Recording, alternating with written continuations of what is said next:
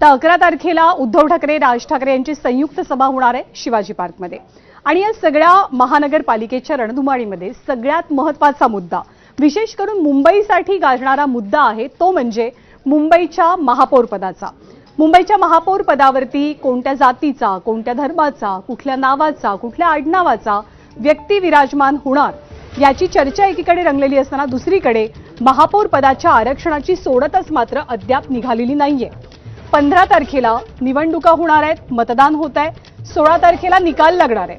म्हणजे आठवड्याभरात राज्यातलं महानगरपालिकांचं सत्तेचं समीकरण स्पष्ट होणार आहे। मात्र सत्ता स्थापनेसाठी महापौर पद नेमक्या कोणत्या प्रवर्गात जाणार याचा अंदाज बांधणं कठीण आहे, कारण 29 महानगरपालिकांसाठी आरक्षणाची सोडत जाहीर झालेली नाहीये। दरम्यान महापौर पदासाठी आरक्षणाची सोडत महापालिका निवडणुकांनंतर काढली जाईल अशी माहिती सरकारमधल्या उच्चस्तरीय सूत्रांनी एबीपी माझाला दिली आहे। सध्या प्रशासकीय यंत्रणा निवडणुकीच्या कामामध्ये व्यस्त आहे, त्यामुळे त्यांच्यावर अतिरिक्त ताण नको यासाठी निवडणुकांनंतर ही सोडत निघेल।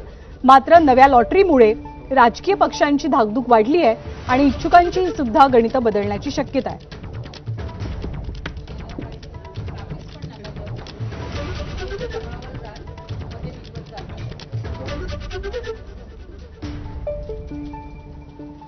तर 29 महानगरपालिकांसाठी महापौर पदाच्या आरक्षणाची सोडत निघालेली नाहीये आणि याबद्दल आशिष शेलार यांनी काय म्हटलंय आपण पाहूया। सोडत निघाली त्याच्यावरचं राजकीय आरक्षण ऑलरेडी पडलंय आणि ते राजकीय आरक्षण महायुतीचं आहे, त्यामुळे महायुतीचा महापौर होणार आहे। आणि सध्या निवडणुकांच्या